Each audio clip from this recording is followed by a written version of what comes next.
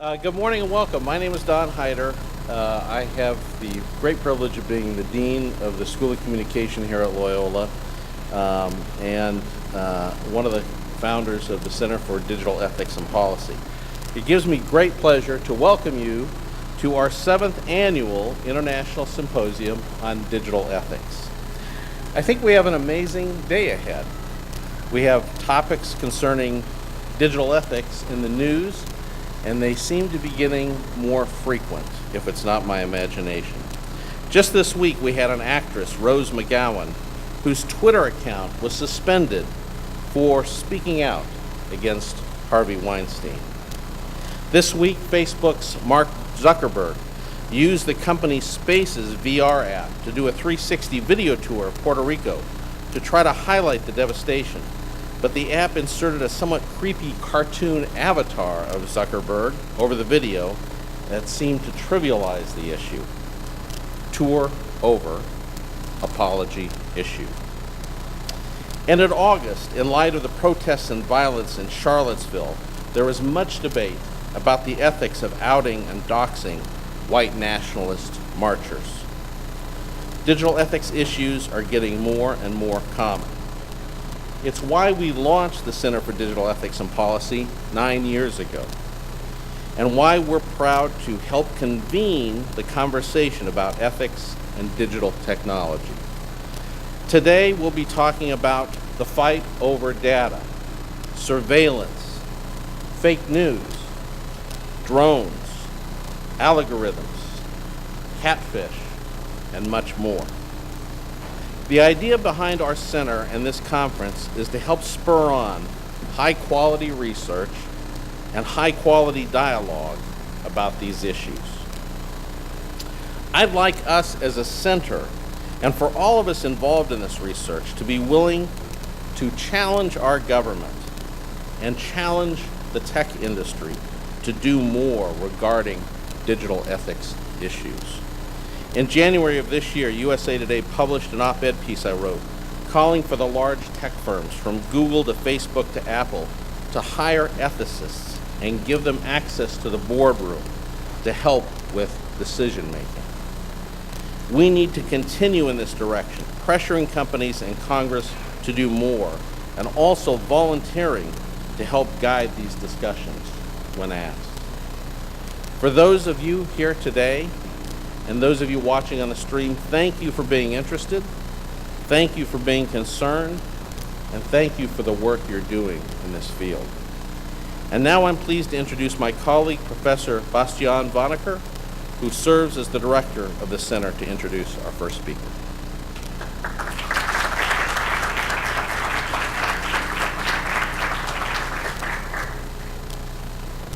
Thank you, Don. Don just mentioned, I'm Bastian van Akker. I'm the program director for the Center for Digital Ethics and Policy here at Loyola. And it's my pleasure to introduce this morning's keynote speaker, Shoshana Zuboff. While I was familiar with her name and reputation, it wasn't really until last year when I was doing research for an undergrad ethics class that I was teaching that I became familiar with some of her writings. I was looking for online readings on the topic of big data, predictive analytics, artificial intelligence, etc. And I stumbled upon an essay that she wrote for the Frankfurter Allgemeine, or an essay that appeared in the Frankfurter Allgemeine German newspaper.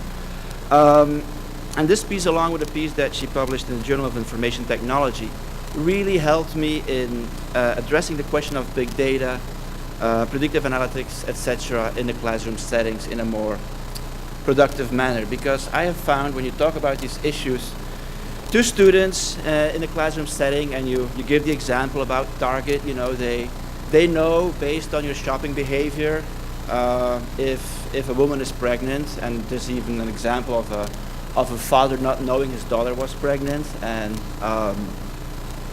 he went to his Target branch and he gave him a hard time for sending direct mailings to his daughter that were directed to expecting mothers, and turned out that she was in fact pregnant, and he didn't know. So it's kind of an example that I like to talk about in class.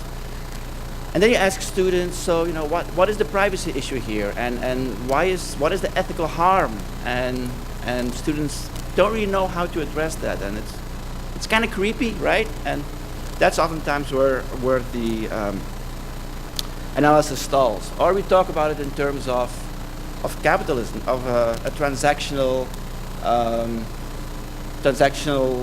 action we engage in. We gave up some of our information, some of our data, and in return we get free social media, we get targeted advertising, and if you don't want that, then don't participate.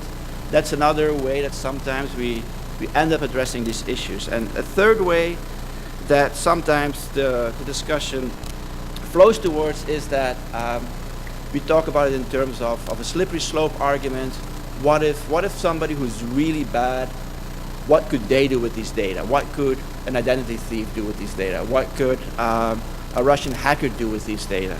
And we kind of start to imagine what bad people could do with these data. And I think just like our Kathy O'Neill, our lunch keynote speaker that we will hear later today, Shoshana Zuboff has the ability to tell us really what is the issue here, what is the deal here with these new technologies. And I will not attempt to summarize her argument. I'm sure that she'll be able to do that herself, but I just want to point out three things that in reading her work really became clear to me. And quoting her now, she claims that the assault on behavioral data is so sweeping that it can no longer be circumscribed by the concept of privacy and its contests. And I think it's a powerful argument that we need to stop thinking about these technologies just through the lens of privacy, but that more is at stake. And I think that's a very valuable insight. Secondly, she makes the argument that this is not just capitalism at work. This is not just a 20th century capitalism where there was a need within the population that was met by the companies. She claims that the surveillance capitalism is no longer tethered to the genuine needs of its populations and its societies, that there is a disconnect there, and that is new with this type of capitalism that wasn't the case with the 20th century capitalism, and she uses Hannah Arendt to make that analysis. And third, she explains that we don't really need to look at the rogue states, the rogue actors, to have scary scenarios. We need to look at how the Fortune 500 companies, the companies that are the engine behind the stock market rise that we've seen in the last couple of years, how they are using the data. Because that is what we really should be worried about. And I just want to quote one part from her article here. It becomes clear that demanding privacy from surveillance capitalists or lobbying for an end to commercial surveillance on the internet is like asking Harry Ford to make each Model T by hand. It's like asking a giraffe to shorten its neck or a cow to give up chewing. Such demands are existential threats that violate the basic mechanisms of the entity's survival.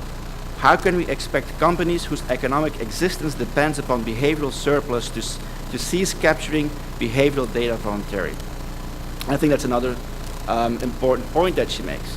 And at the end of the article, coming back to the question, why does it all matter? Again, she refers to Hannah Arendt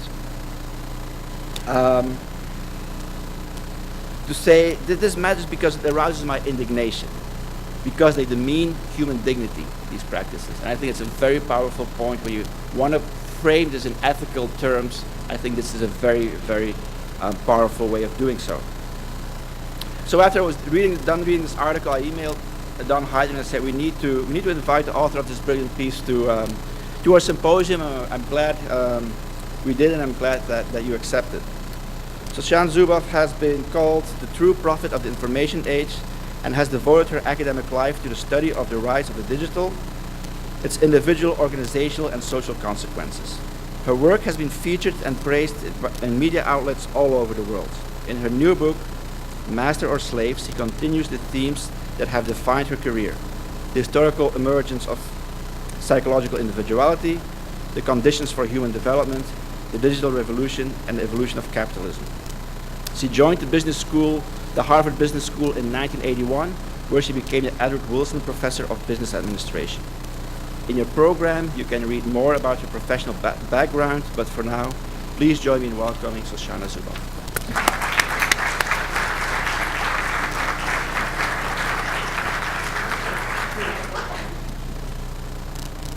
listening to Don this morning, I couldn't help but feel that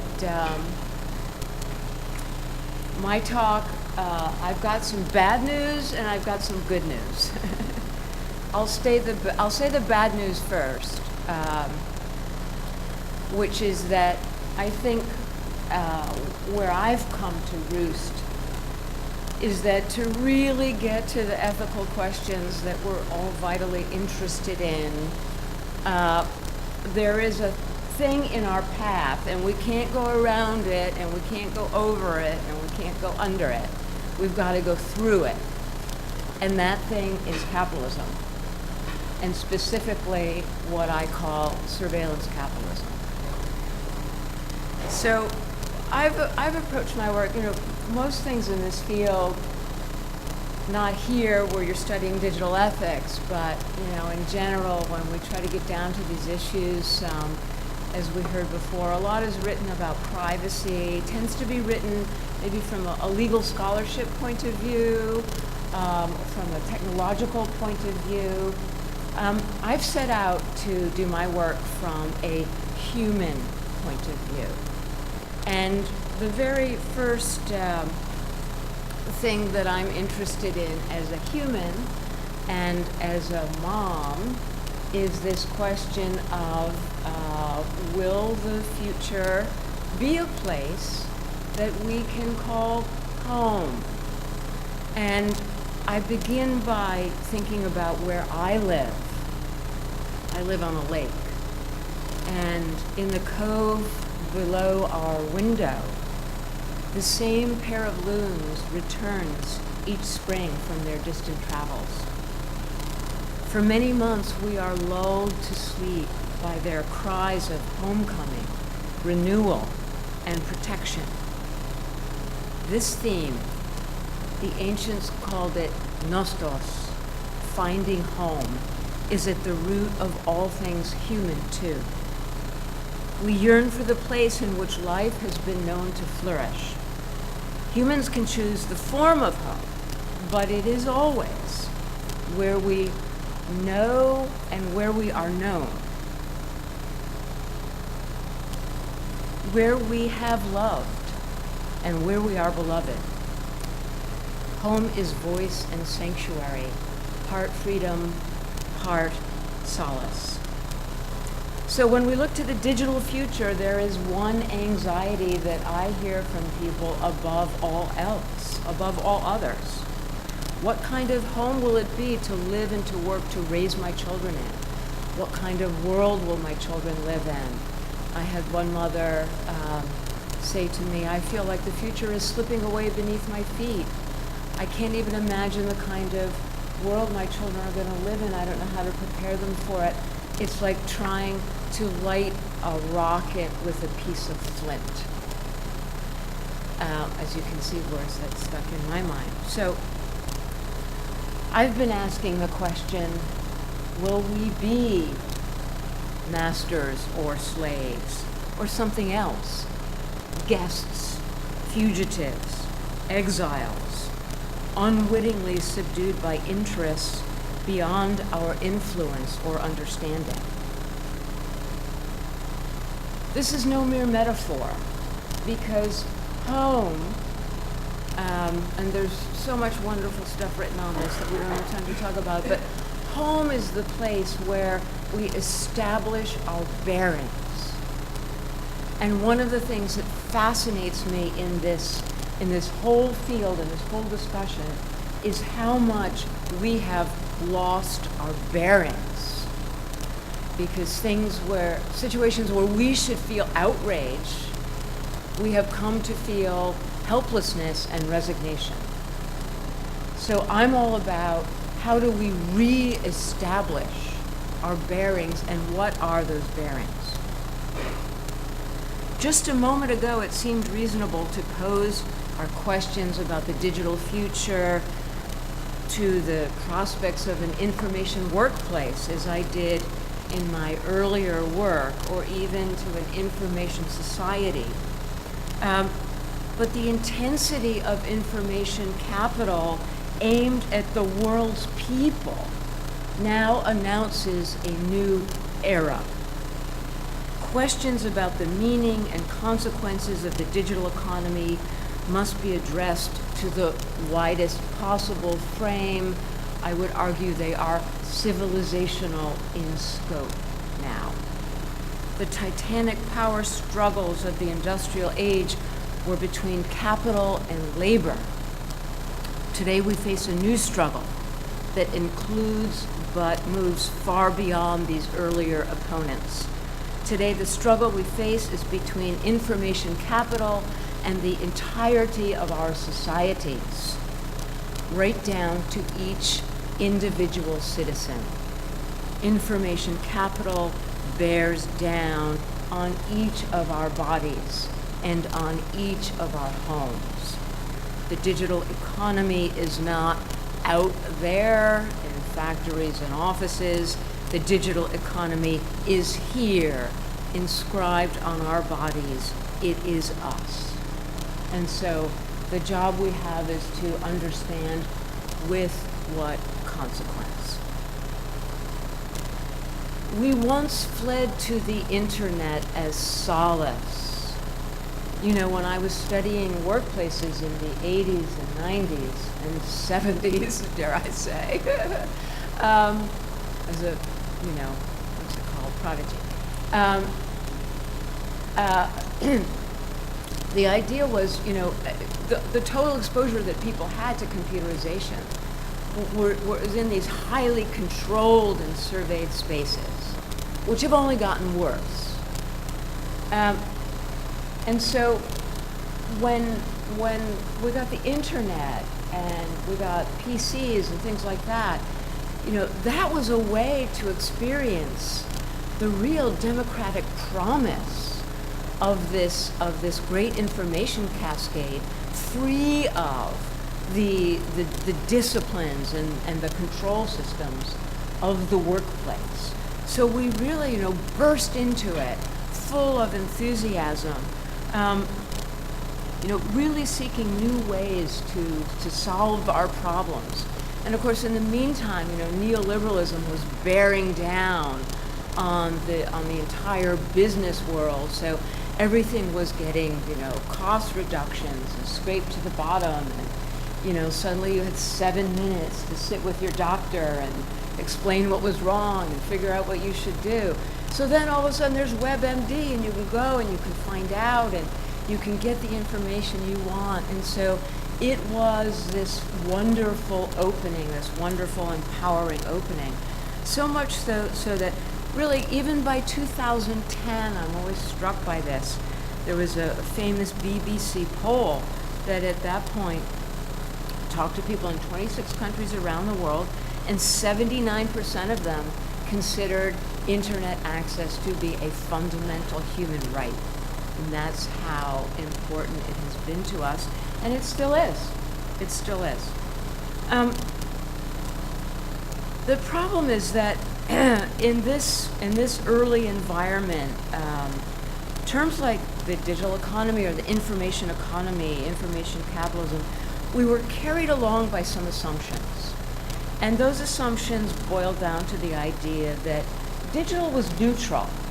It was just a change of technology. Like if you go back, sorry, Professor Castells, but if you go back and read about information and information economy, it was just like, okay, we're going to do the same thing, but faster, cheaper, but no substantive, no material difference. Just the same old capitalism, faster. This turned out not to be true.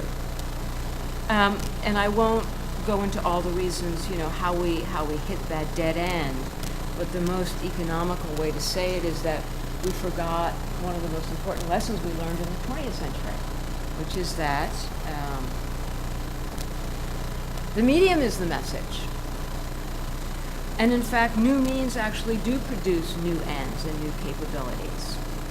In our day, the historically unique characteristics of digital technologies have given rise to new market forms, new economic logics that are wholly indigenous to the digital. New logics of accumulation, ways of doing capitalism, unimaginable outside the digital milieu.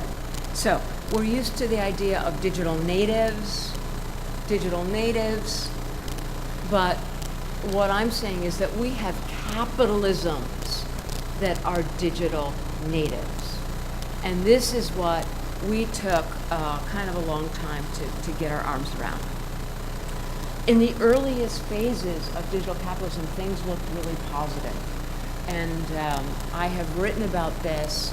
I call this early form, I've called it advocacy capitalism.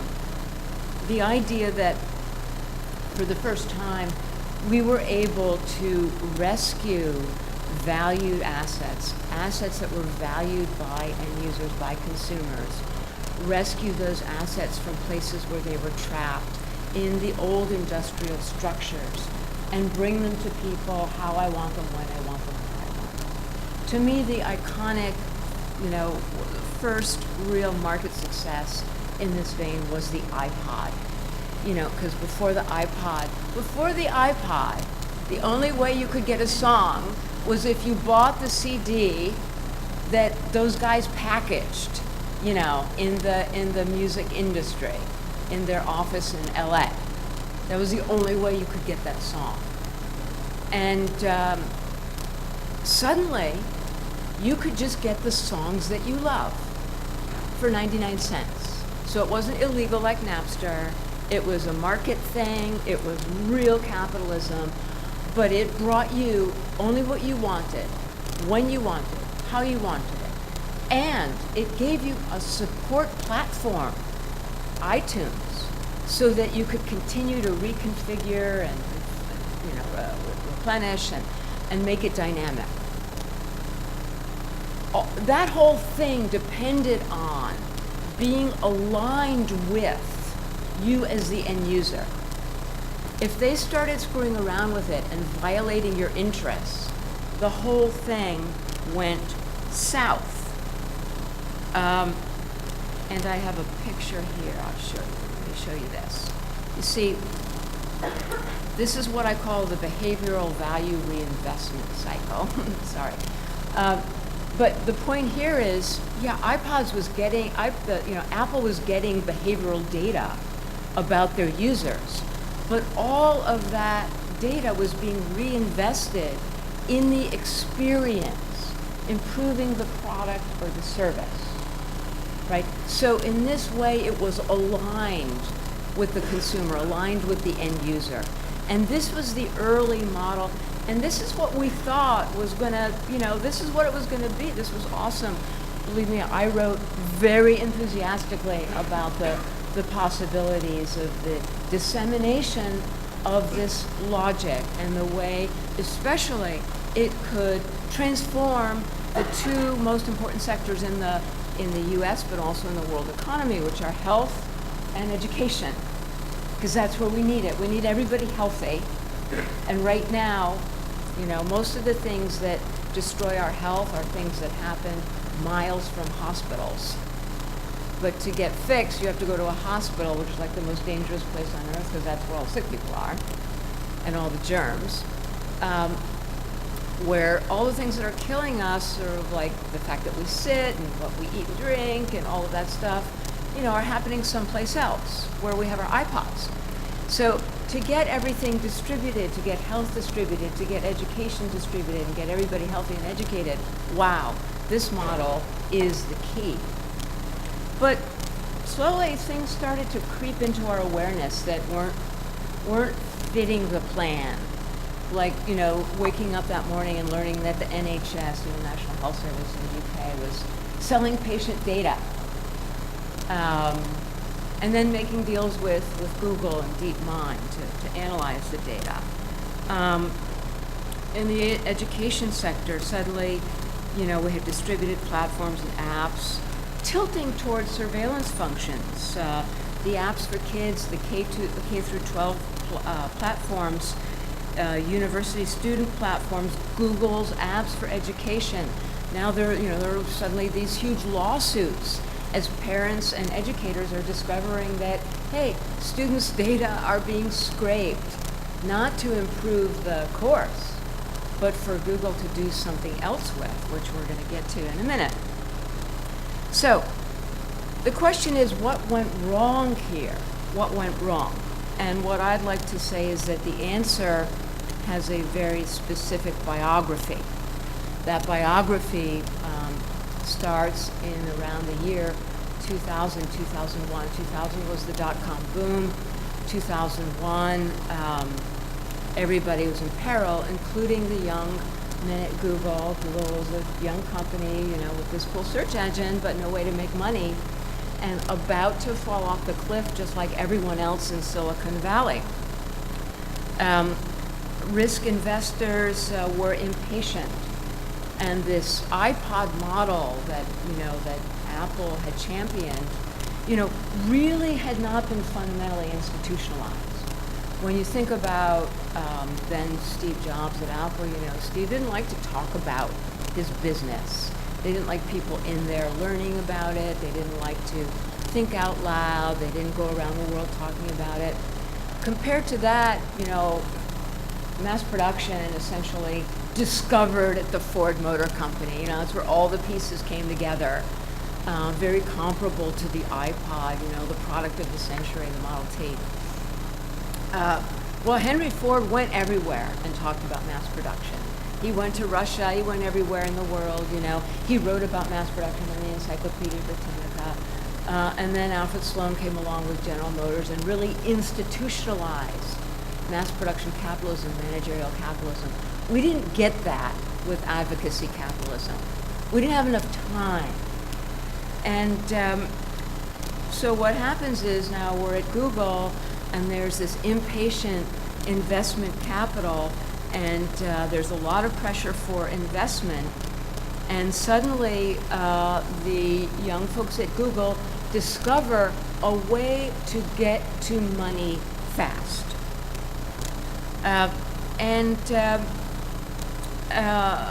They discovered it there. It then spread to Facebook, and then it quickly became the sort of default model for internet businesses and applications. And now it's migrating to a widening range of real-world goods and service producers who are mobilizing around this one new version of information capitalism. So think about this. For example, just to get a sense of this migration, very recent study, top 1 million websites found that 90% leak data to an average of 9 external domains that track, capture, and expropriate user data. 78 of the websites initiate third-party transfers to a domain owned by Google, and 34% to a domain owned by Facebook. All right, so let's talk about exactly what it is that happened.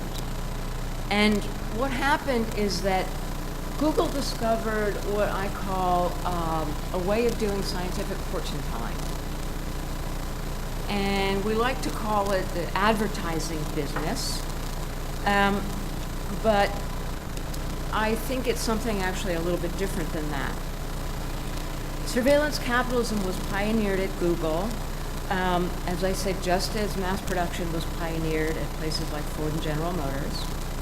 And Google's success derives from its ability to predict the future, specifically the future of behavior. From the start, Google had collected data on users' search-related behavior as a byproduct of the query process. And back then, that extra data was considered data exhaust. It was stored on servers, it wasn't even used, nobody knew what to do with it. Eventually, they realized that they could use it to improve search.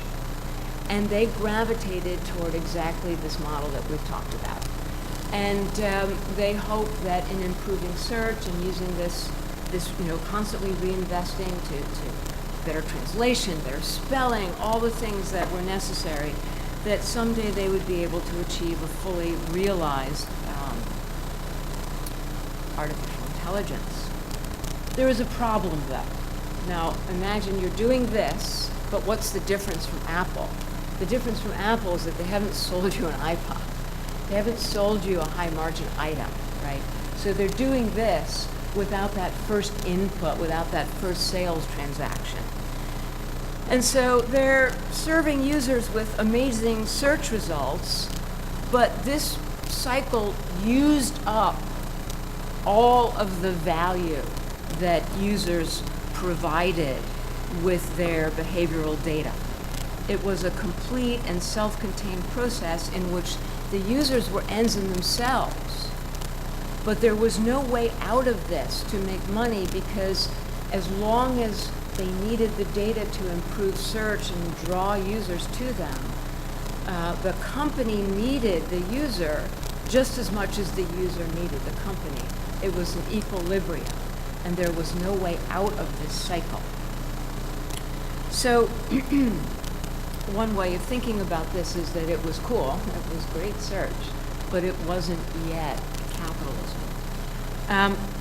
As investor pressure mounted, at Google they discovered a way to boost ad revenue by using those leftover behavioral data and their already substantial analytic capabilities to increase an ad's relevance to the user.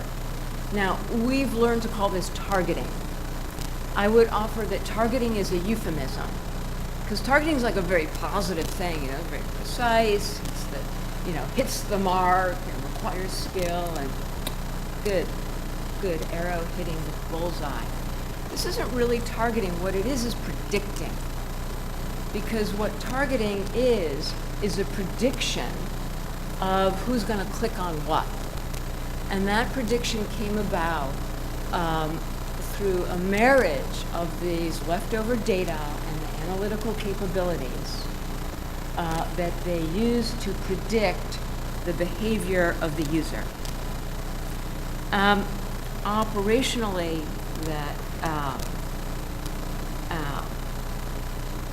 this meant that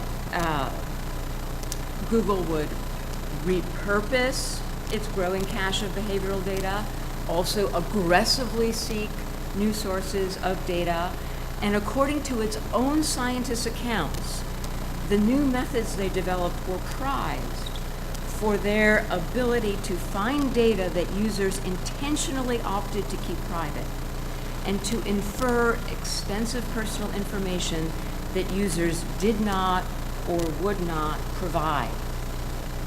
And if you read carefully some of the early patents that Google developed, you see this language very, very intentionally. So these new methods were developed and deployed between 2001 and 2004 when the company was IPO'd. And it's interesting to note that during that period, Google's revenues increased by 3,590%. So they had found the magic road, the silver golden path to monetization. And while the kudos went to the data scientists, their technologies, their techniques, their skills, the success here actually depended upon 4 social facts. One, that the behavioral data that they used were claimed as free.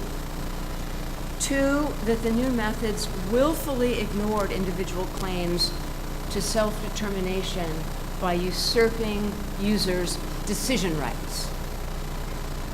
3, that their operations were secret and opaque, legible only to a narrow priesthood that therefore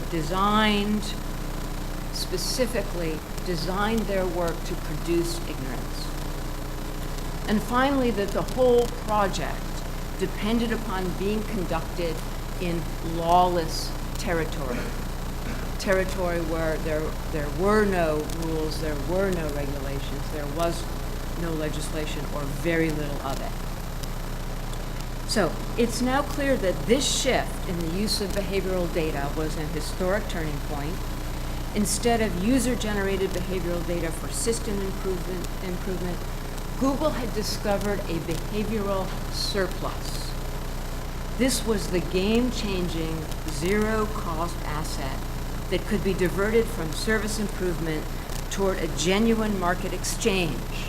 Not an exchange with users, but an exchange with the, at this point, ad companies who wanted to buy these prediction products. The idea that these are specifically ad markets is a spurious idea. This whole process is no more exclusive to ads than mass production was exclusive to automobiles. Right? This is a new way of producing valuable products, and these products can and are being sold to anyone. So let me give you another kind of way of looking at this. This is ultimately what happened. So you see at the bottom here, we have our old, like the start of our behavioral value reinvestment cycle. But now what's happening is that behavioral data is coming from users, and it's reimagined as this surplus. And that surplus feeds what I call a new means of production, a new manufacturing process in which behavioral surplus is converted into prediction products that are designed to predict behavior now, soon, and later. And the more accurate the prediction, the better the revenue stream. So it didn't take long to discover that the more this cycle can be used not only to predict, but also to influence and modify behavior, the closer those predictions are going to come to certainty. As one data scientist that I interviewed said to me, he was in the education sector, the goal of everything we do is to change people's actual behavior at scale. When people use our app, we can capture their behaviors, identify good and bad behaviors, and develop ways to reward the good and punish the bad. We can test how actionable our cues are for them and how profitable for us. So now we have, the retail sector, the insurance sector. We have the whole economy now seeing the tremendous success of these revenue flows and wanting in on those high margin opportunities. For example, the CEO of Allstate Insurance says he wants his company to be like Google and to monetize data about its customers. He says, quote, should we sell the information we get from people driving around to various other people and capture some additional profit source? I quote a producer of bar equipment, of all things, who's celebrating the new trend towards smart bottles, smart packaging. Quote, it really is all about allowing bar owners to see stuff that they couldn't see before and maximize their profits. So,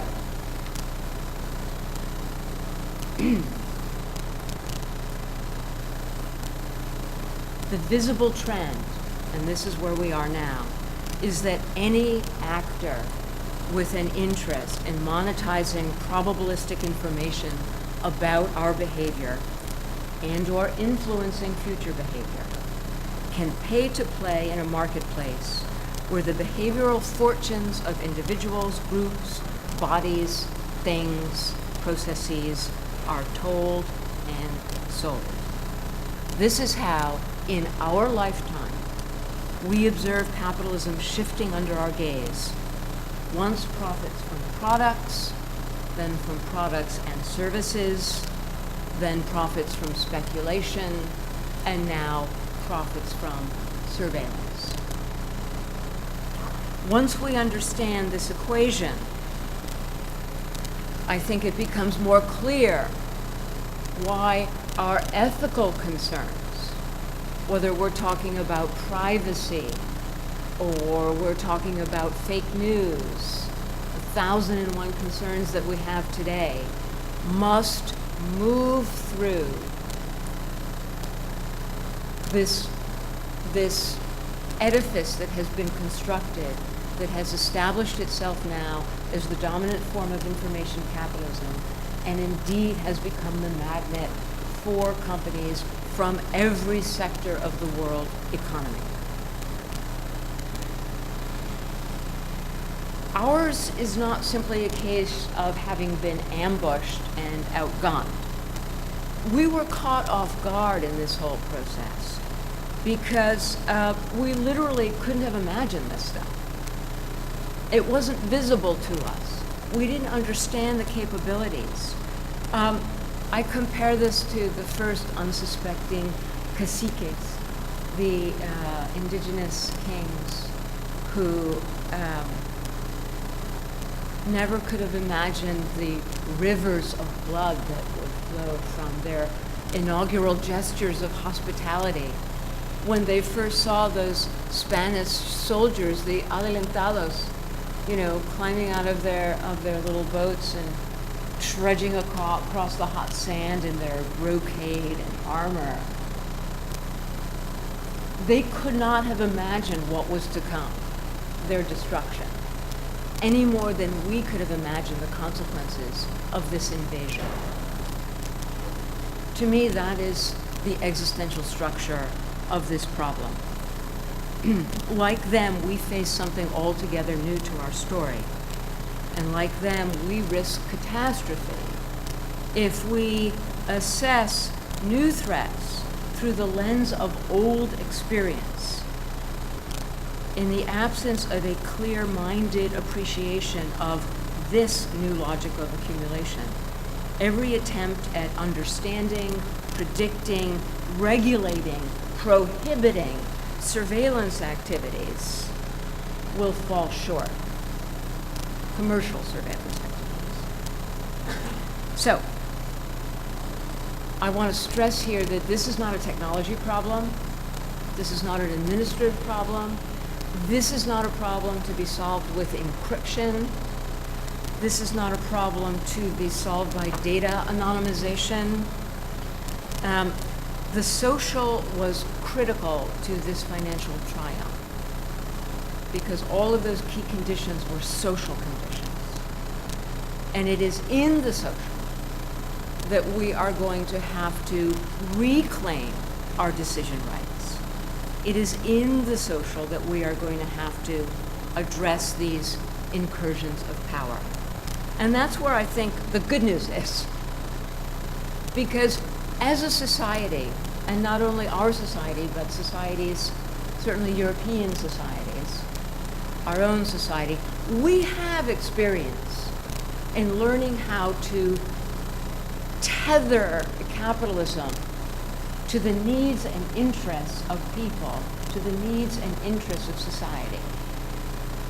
Go back to the idea of Ford and General Motors in the early part of the 20th century.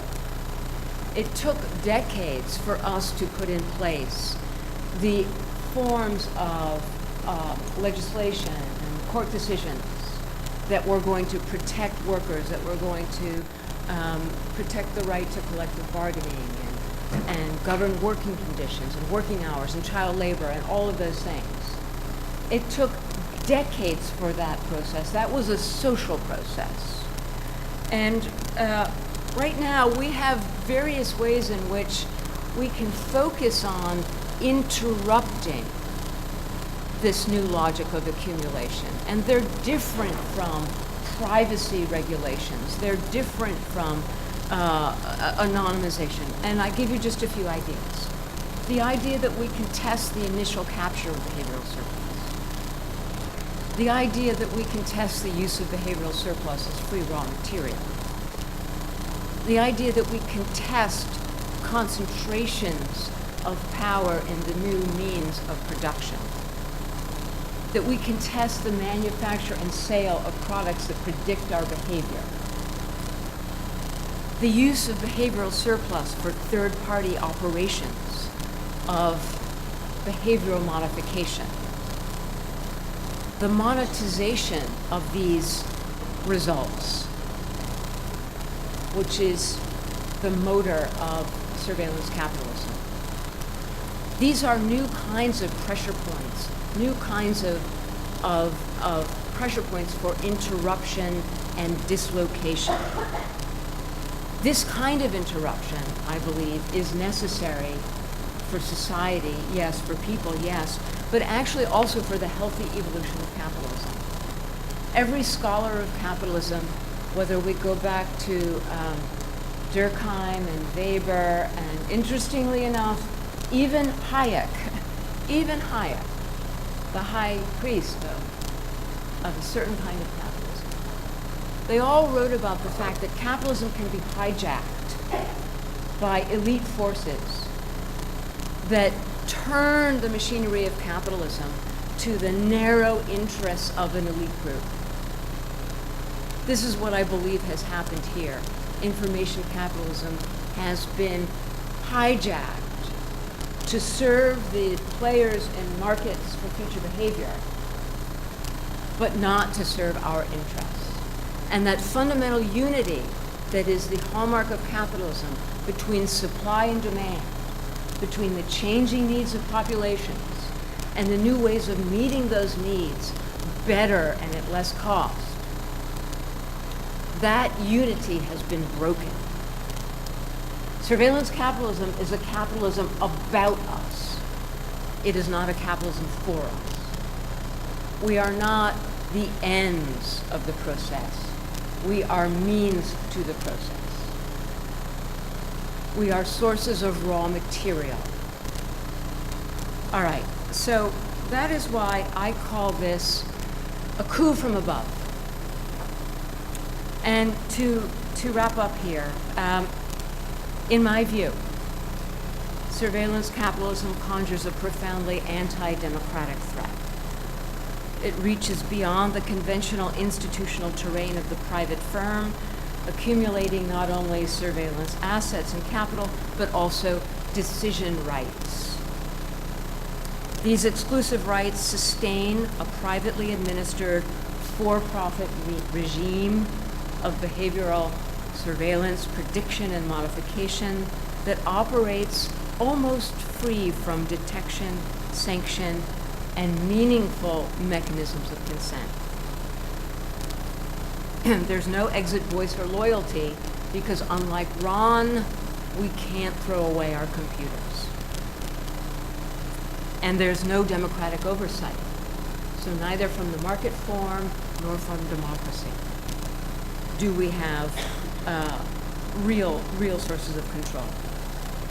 For all these reasons, I regard this as a coup from above, not a coup d'etat, but a coup des gens, an overthrow of the people's sovereignty.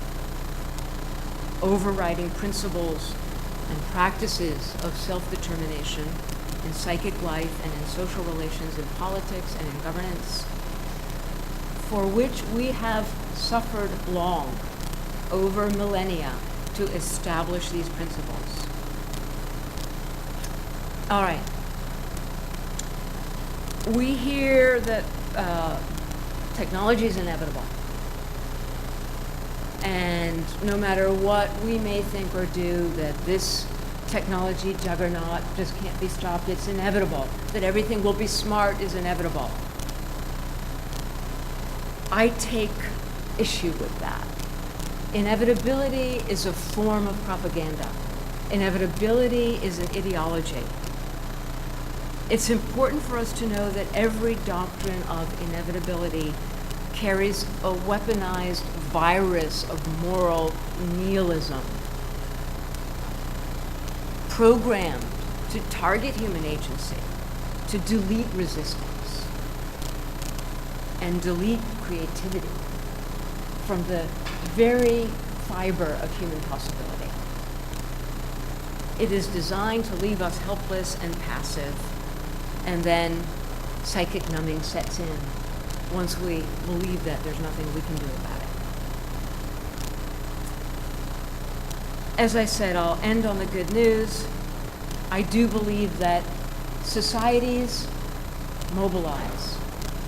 Societies mobilize to tether a raw, rapacious capitalism to their needs. We've done it before, we can do it again.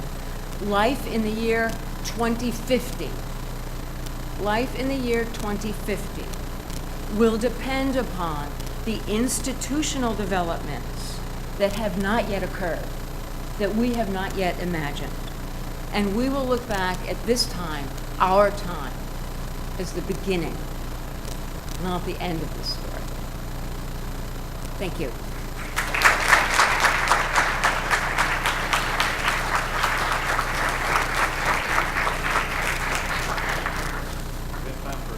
Yes, please, because I did have some technological sacrifices I made. So I'd love to hear your questions, because there's so much to talk about. And you folks up there, ask some questions, please.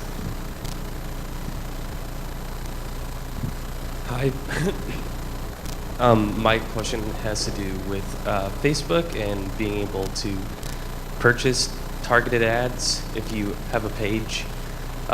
Do you feel like this is designed to try to give us some kind of autonomy in the surveillance capitalist system, or are we getting conned into thinking we can be a part of what they're doing at a higher level? Well, you know, years ago, the great Herbert Marcuse wrote a book called One-Dimensional Man. Sorry, it's man. You know, we wouldn't write it with that kind of title today, fortunately. One-Dimensional Man. You know, he was talking about the commercial society of the, mid to late 20th century. And, you know, basically the idea was that it's like you can't pull out of it. You know, the example we used to use was the idea of granola. You know, because like when I was a fresh woman at university, actually I think it was my second year, sophomore year of university, granola was a new thing. It used to be called crunchy granola, and you made it at home. I lived with a group of people in an apartment on Kimbark Avenue on the South Side, and you know, once a week we would make crunchy granola. Well then, you know, now General Mills makes crunchy granola, you know, and it's full of sugar and don't eat it. So the point is that everything that starts out on the outside has to get pulled into the inside. Everything gets co-opted, everything gets pulled in. That's this. So rather than you really figuring out what is this thing, why is it here, what's it really doing, what are its real implications, and what do we do about it? You get pulled into profiting from it. And that's the beginning of the end, my friend. Right? So this is how the really critical conversation about surveillance capitalism as a derivative form of capitalism isn't really, you know, had the traction that it requires. Nice question. Hi. Let's ask some more questions. Yes, please. Can you speak a little bit about the role of the governments in creating this monster? Yes. I mean, I'm asking myself, could have this happen in the regulatory environment of the European Union? Yes, beautiful question. You said we were caught off guard, that they operated in a lawless environment, but we know that private companies escape privacy regulations regularly in the past 4 or 5 decades or so. And intelligence agencies, this is what they do. This is their model as well. They know how to capitalize personal information for their purposes. Yes. How do you feel about this? Yes. I do have a chapter about this in my book specifically. All right, so clearly data protection in the EU is way ahead of anything in USA. We all know that. They start out with a different set of assumptions. They start out with assumptions about self-determination. We start out with assumptions about privacy. They have a holistic, centralized approach. We have a fragmented. But also, we have had, 4 decades of neoliberalism. which essentially has equated regulation with tyranny, that accrued to surveillance capitalism being able to root and flourish. We also had, you remember what I said, what was the year that this was discovered? 2001. So in the new environment of 2001 after 9/11, where there was so much concern about certainty and data and transparency and prediction, I think there's a very complex story there that one day historians will be able to tell in more detail than we can grasp right now. But that certainly a general milieu was created. We know from the written record that there was privacy legislation being proposed by the FTC in the year 2000. And literally, there are scholars, legal scholars who were tracking this back then, who write about the fact that, like, the day after 9/11, that whole conversation died. There was no more even possibility of that conversation. So there were a number of convening historical conditions which accrued to this new form being able to root and to embellish and to flourish without anyone cracking down on it. And then what came was, my goodness, Google proved itself tremendously powerful in getting Barack Obama elected to the presidency in 2008.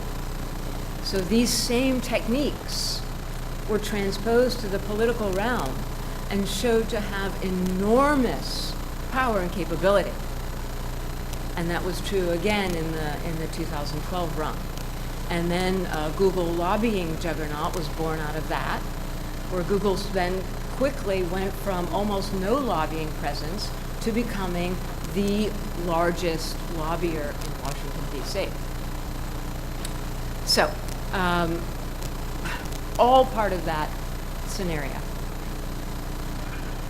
Yes? Can we? If I understood you correctly, you kind of described this circle where user data, behavioral data are being collected, and the product is, in order to improve the product, Yes. as something rather normal, rather positive. And what you mainly criticized was a kind of collection of surplus behavioral data. And I'm wondering, isn't already the collection of the behavioral data in order to improve the product something that was done and is being done without informed consent, without knowledge of people, in a gray area, in an area without legal regulation? So isn't already the step before one that's highly problematic? Well, this goes into a very big story, and I'll try to just say a couple sentences about it. Like, we've heard over the years a lot about creative destruction, right? So Silicon Valley has marched under this banner of creative destruction to legitimate a great deal of what we just talked about. But actually, if you read Schumpeter, it's a very different picture. Schumpeter talks about creative destruction, yes, but he talks about it as one side of a process, the other side of which is creative response. So really the whole idea in Schumpeter is about creating new forms that are institutionalized, and they become institutionalized over a period of time. Schumpeter says they take decades when you get these great new mutations of capitalism that reunite the flow of capitalism with the new populations to create these great, leaps forward, like perhaps we had anticipated in health and education. That it takes decades to work out the institutional processes for these things and the correct relations, the double movement, the correct relations with the state, the legislative superstructure, and all of that. The point is that we never went through that process. because that hijack happened real early on. Apple did not do a good job of institutionalization. So we didn't really get answers to the question that you're asking, which would have been developed in due course. And instead, this bright, shining light of monetization happened over here in another part of the space. And basically, you know, that's what began to attract all the new effort and investment. Time for one more question. Just a really quick question. The motto, "Don't be evil," Google's motto for so many years. I'm wondering what role it played in allowing Google to escape the burden of having to examine its ethical practices. And has it recouped in some ways recently in, let's say, examining what it's doing and perhaps being reflective? Well, yeah, that brings up another point, which is that we talked about the historical convergence and we talked about the lack of democratic oversight. There's also, certainly in Google and Facebook and an increasing number of the high-tech firms, there is also no discipline that comes from within the market form, from within corporate governance, because they have special stock arrangements where the founders control the voting stock. So people like the Google founders and Facebook founder can literally do about anything they want. So I would say that the "Don't Be Evil" was part of a strategy of all through this story. What I've seen are strategies of misdirection. If we have the right rhetoric and the right words, targeting, don't be evil, interaction, participation, et cetera, democratic, upstart, creative destruction, against the incumbents. This is all part of the rhetorical strategy to keep us believing that this is the only way we get to have what we need.